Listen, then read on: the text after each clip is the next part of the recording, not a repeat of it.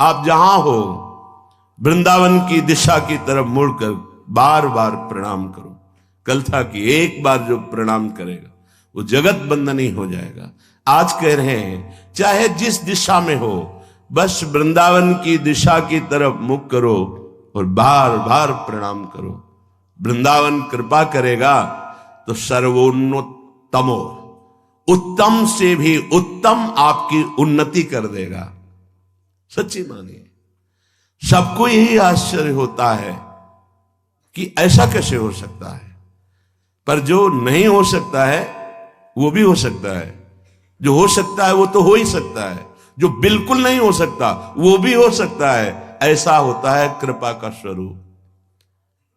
वृंदावन को प्रणाम करने का मतलब समस्त रसिकों को प्रणाम करना, बड़े बड़े परमहंस जो यहाँ खगमृग पशु पंछी के रूप में उनको प्रणाम करना, और प्रिया प्रीतम को प्रणाम करना, यमुना जी को प्रणाम करना, रजरानी को प्रणाम करना, यहाँ की समस्त भगवत स्वरूपों को प्रणाम करना, वृंदावन को प्रणाम कर रहे हैं। इतना सुकृत आपको एक साथ मिल रहा है, इतने महाभागवत, इतने भगवत स्वरूप, इतनी महिमामय भूमि और प्रिया प्रीतम सबको प्रणाम पहुंच रहा है।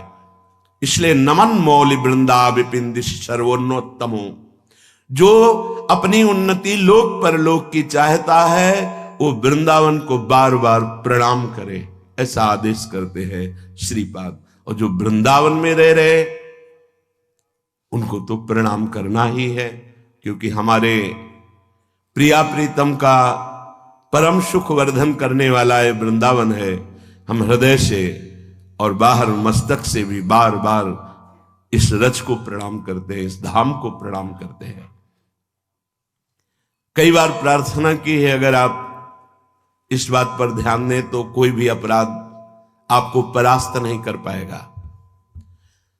जब आप शयन करने जाएं तो शैया में चढ़ने के पहले वृंदावन को प्रणाम करें, पंचांग, फिर हाथ जोड़कर आंख मूंदकर प्रिया प्रीतम का ध्यान करते हुए, हे वृंदावन धाम, हे वृंदावन धाम के व्यक्त अव्यक्त महान प्रेमी जनों, हमारे शरीर से, मन से, वचन से, जान में या अनजान में कोई अपराध बन गया हो तो मुझे क्षमा करना। प्रभु मैं आपकी शरण में हूं, मुझे अपराधी से अपराध बनना स्वाभाविक है, हे नाथ क्षमा कीजिए।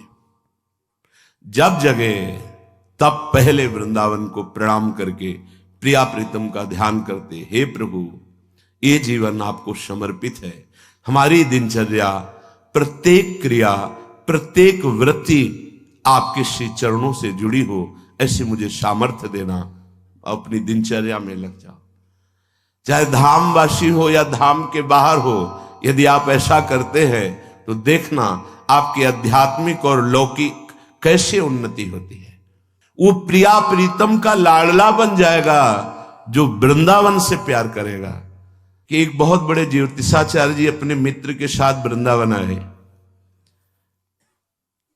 तो उन्होंने कहा, विनोद में उनके मित्र ने कि तुम ज्योतिष का कोई चमत्कार दिखाओ। ज्योतिष शास्त्र सत्य है पर उसका सम्यक ज्ञान होना चाहिए।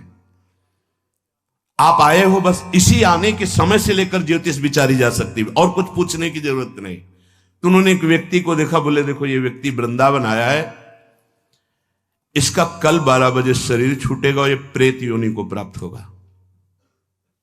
ये महत अपराधी है, पता नहीं कृपा हो गई धाम आ गया।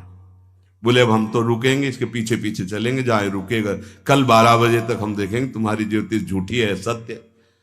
ठीक 12 बजे परिक्रमा मार्ग में आया वो व्यक्ति, एक सांड ऐसे रज से क्रीड़ा करके तो उसकी सींगों में रज आदि लगे, उसको एकदम काल का आवेश आया, उस व्यक्ति के पेट में अपने सींग ऐसे घोंप दिए, तत्काल मर गया।